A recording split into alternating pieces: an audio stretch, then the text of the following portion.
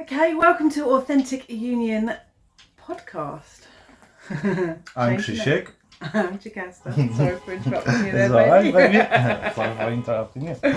And what would you like to talk about today? Well, there's a few things. I thought maybe we'd touch on the bad day I had the other day. Maybe even dive deep into where that came from and the sort of exchange that we had. Which is kind of around conflict resolution, I guess. How we approach when we are human. Part of the human condition is having an ego, and sometimes our ego reacts rather than allowing our higher self a chance to respond. Yeah, sometimes we respond from our wounds, that wounding that we have from the childhood, and we are not aware enough in the moment to go back to our heart and filter our response to the ideal one, which would be with love and kindness, right? Yeah. And understanding and compassion, instead of just reacting as a wounded child or wounded animal. And then sometimes on the receiving end of that, I had a similar response. Yeah. Rather than actually sit and be balanced and see exactly what was going on with you and reach out and give you the support that you needed in that moment, I got triggered into my own wounding as well. And I think that's one thing I'd really like to touch on here as well, because it's something that you see a lot in, not that I'm saying that was abusive at all, but we see a lot of talk about narcissism and stuff like that and a lot of name calling and a lot of blame apportioning. And what we don't really focus on as much, which is something that I'd really like to touch on today, is that we all have accountability. We all have a choice how we show up in relationships. And actually, how we respond to certain things has a massive impact on how that other person then shows up as well. Yeah. And it's very, very easy to play the victim. It's very easy to say, oh, you were mean to me, or you treated me badly, or you shouldn't have said that, or whatever. But actually, every single one of those situations is a beautiful opportunity for further self-exploration and to actually show up as our authentic selves, because no one's authentic self is a victim. Our authentic selves are love and compassion, innocence, exactly, and understanding as well, and wisdom as well. Exactly. So basically we had a situation where I'm at home with 5 children to run around and a house to manage, and Krzysiek was in London on his own, and so he's sort of volunteered to do some of the technical side of things for our joint venture, like you put the website together and we're coming up with the logo and stuff, and we were talking about potential products that I'm sort of considering. I'm not going to get into that too much because it's just an idea at the moment, but we were looking up for logos for it, and you presented us with one, didn't you? And I loved it. I was like, I love that. And then you came back later that day with shading, and I really didn't like the shading, and so I thought it was a logo specifically for my products at that point as well. So that sort of altered stuff. That was actually an initial agreement, but then I realized that actually if you have that on your, then it makes sense to use the logo on everything. Yeah. But I didn't communicate that, I was just kind of like... And so I said, no, I prefer the first one. And then you were like, well, I like the shading, so I'll have to talk about that in person, sort of thing. And I was like, well, if it's for my product, surely I'll get the deciding vote.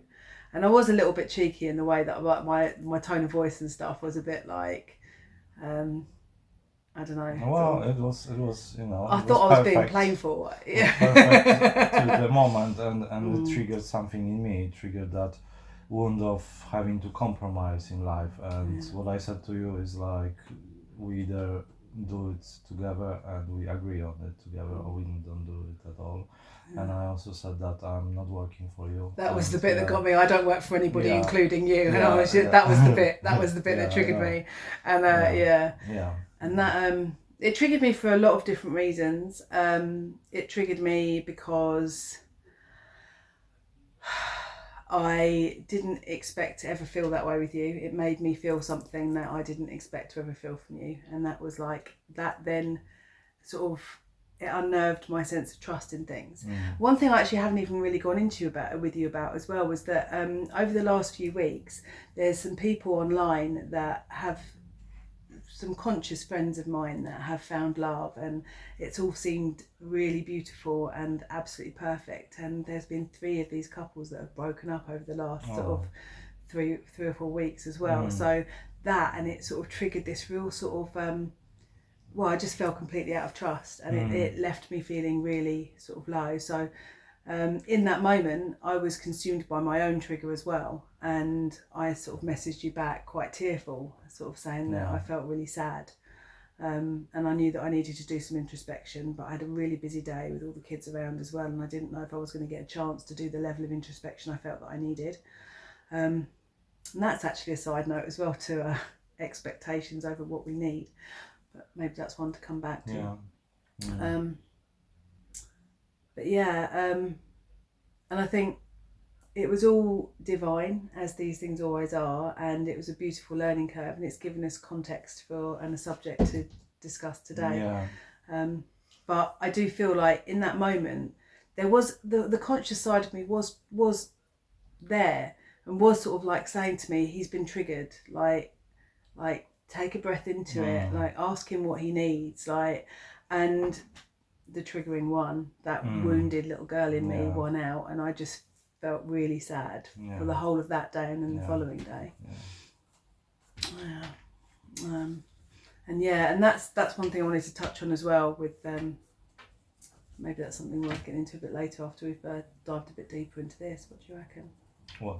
About how the following day everything, because I was still in that low vibration, I'd knocked out of trust. Right, yeah. So, on this I would like to also say that the quote comes to mind, being is Peter Crone. He's like he's being called mind architect, and he's all about reprogramming subconscious beliefs, and he always says that what triggers us is a gift of showing us where we still don't love ourselves, where we still don't accept ourselves for who we are.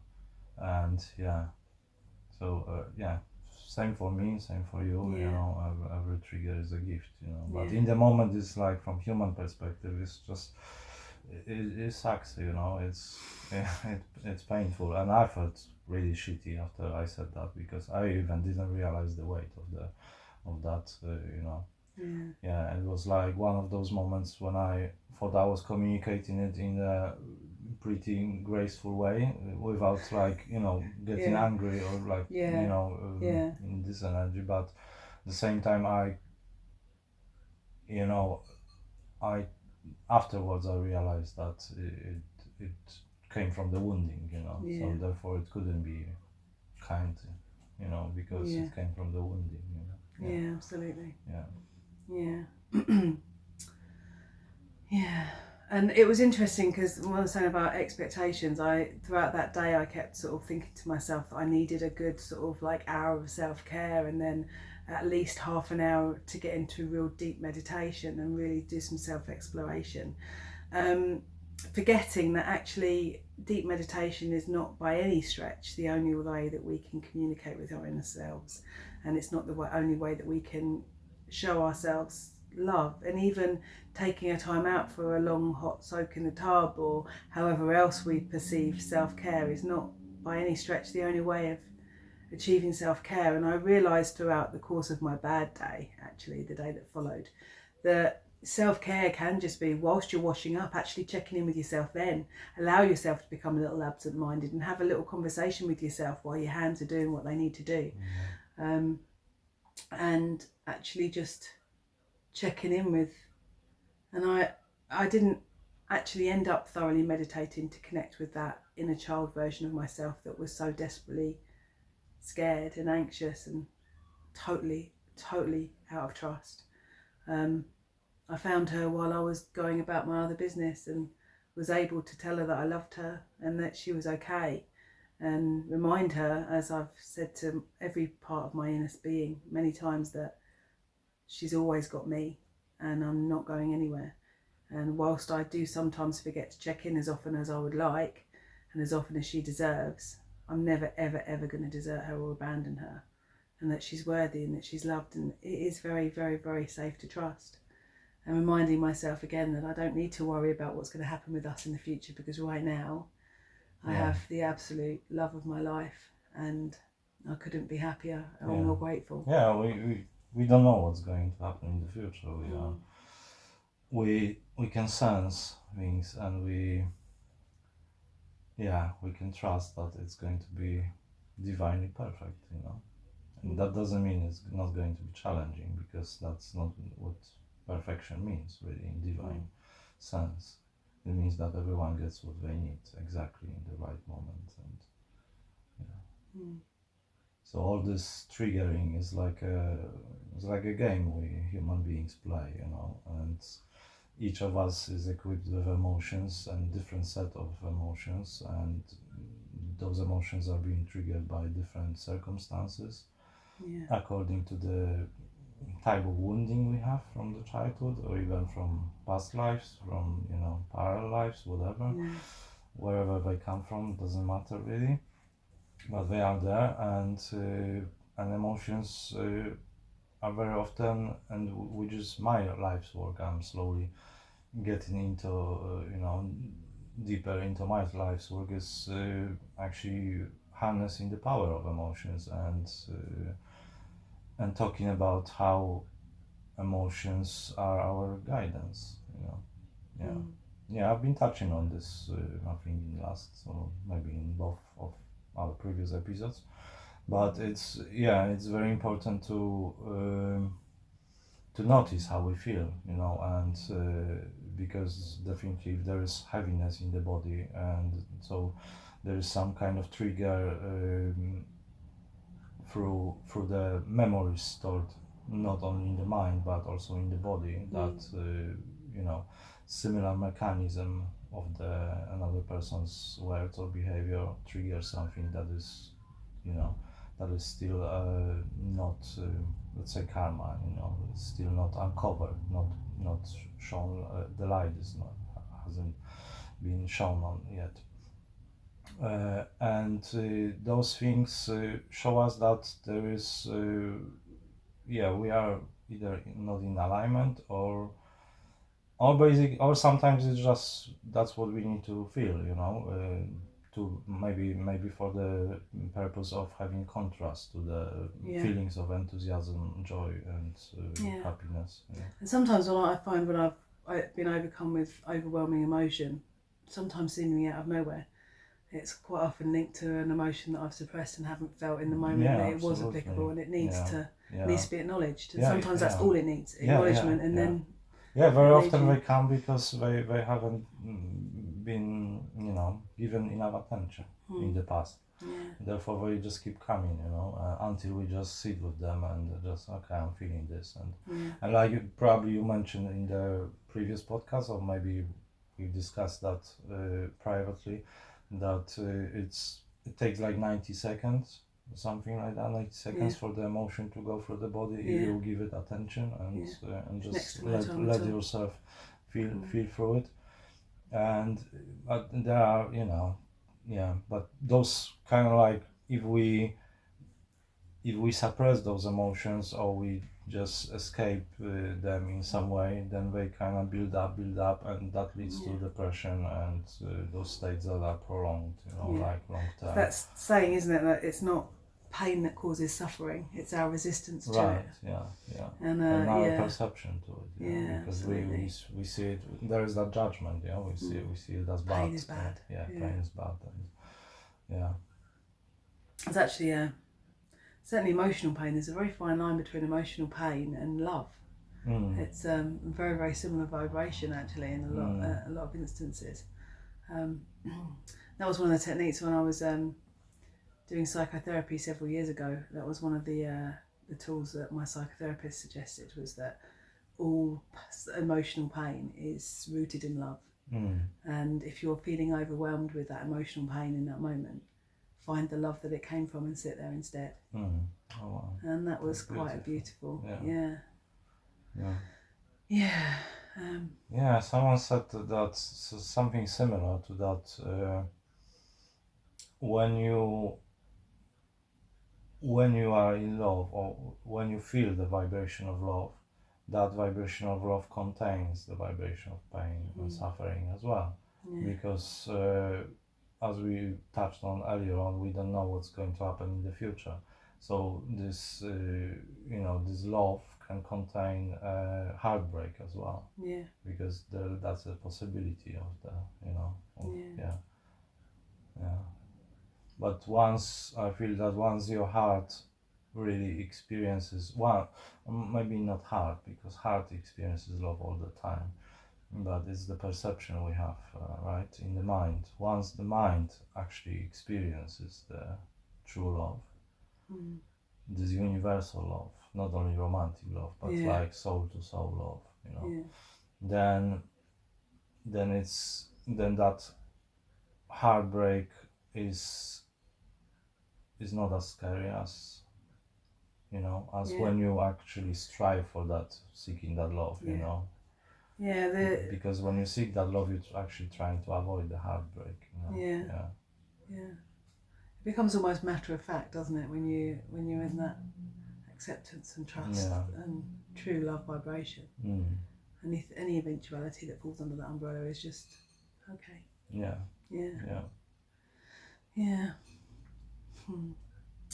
Yeah, going back to as well, the day that I had following that, and I was in a bit of a funk, and I was feeling really low, and I was feeling really miserable, and I was having that sort of victim mentality was bubbling under the surface, and everything seemed to go wrong that day. And that was it was almost as though, it's not almost as though at all, it was the universe literally saying to me, Chikaste, to get back into trust, because this is what happened. This is what happens when you don't. And then when you're in trust, it's the contrast, it's the opposite. And so it was silly little things like I went to Asda, and I really, really didn't want to. I felt really miserable, and I needed to do a big shop. The house had no food. So I forced myself up, begrudgingly trundled off to Asda. They had loads of stuff that I wanted they didn't have in. I spent probably a good hour and a half, maybe even 2 hours, up and down the aisles looking for everything in a bit of a stupor. Alice, my 5-year-old, was really not loving life either. She was getting really grumpy, wanting to go. And I'd done the scan and go, which is where you scan your items and you just at the end scan it and pay and walk straight out. So you bag your stuff as you go. It tends to be a bit quicker.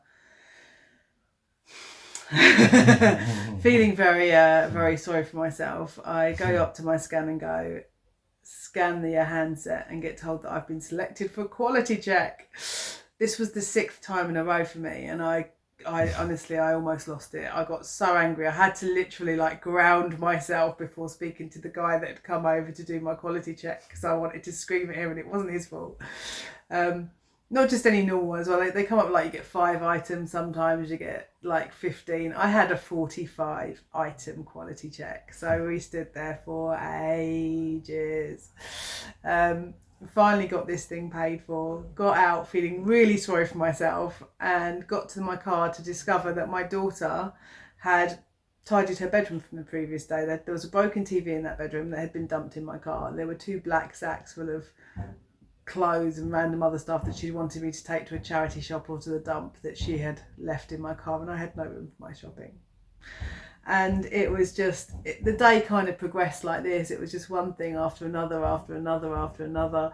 I just wanted to go home and cry. I think I came on that day as well, so I was really hormonal. My daughter's learning to drive at the moment. She's got a test coming up, so I promised her that I would take her out driving, and we had my 5-year-old in the car as well. We went to the park. So then my 5-year-old had an absolute mammoth of a meltdown because we had to leave the park. Literally screamed all the way home.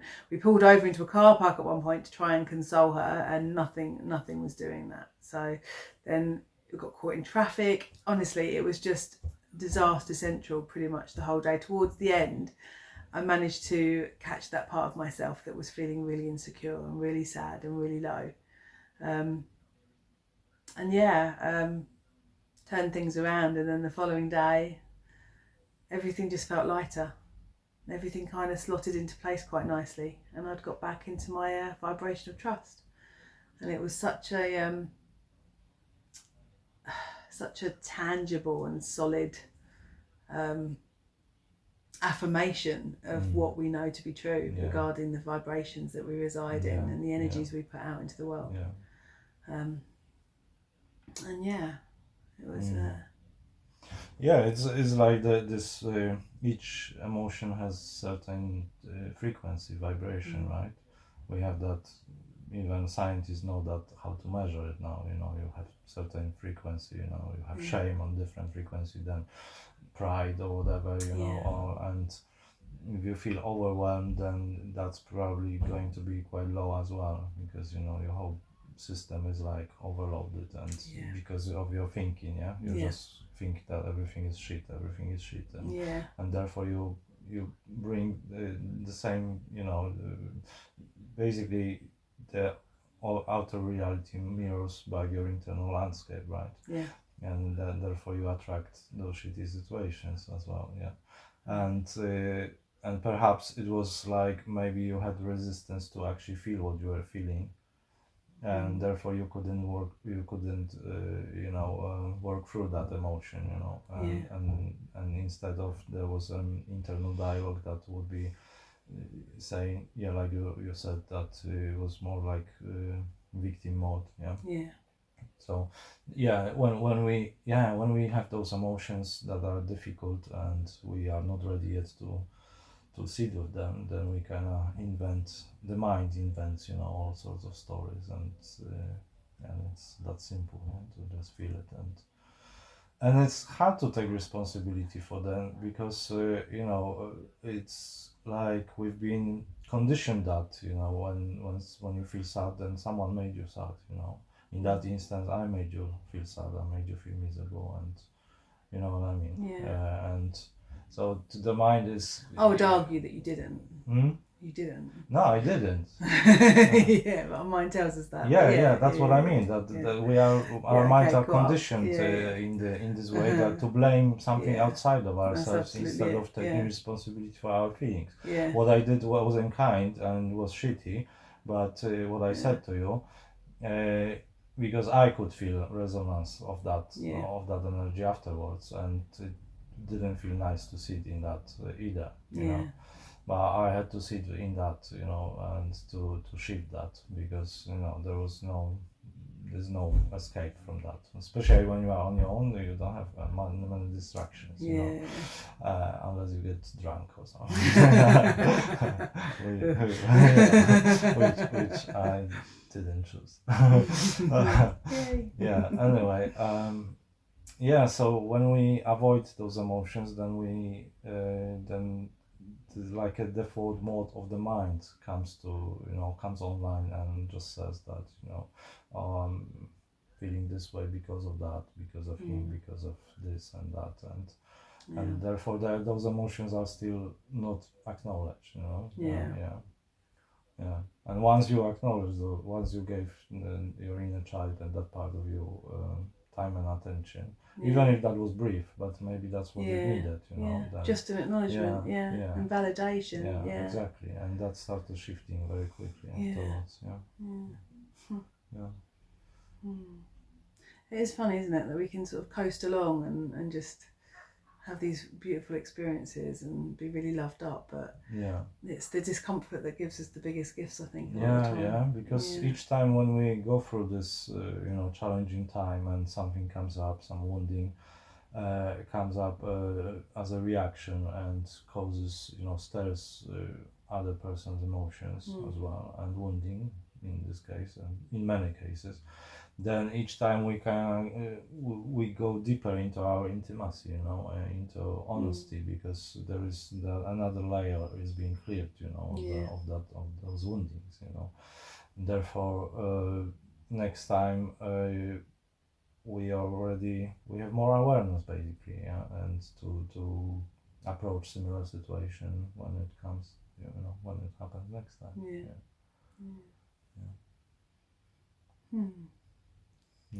Like you said, that uncomfortable situations seemingly are like life threatening to the mind, especially, and when we feel that we are losing love of the other, yeah, because it's like to the mind is everything what yeah, it's kind of like grandiose, you know, it's being blown up out of proportions in the mind, yeah, it's like, oh, that's, you know, there's you know, a sliver of conflict, and the mind thinks that, oh, everything is going tits up, you know, and we it's gonna be like in previous relationships, and yeah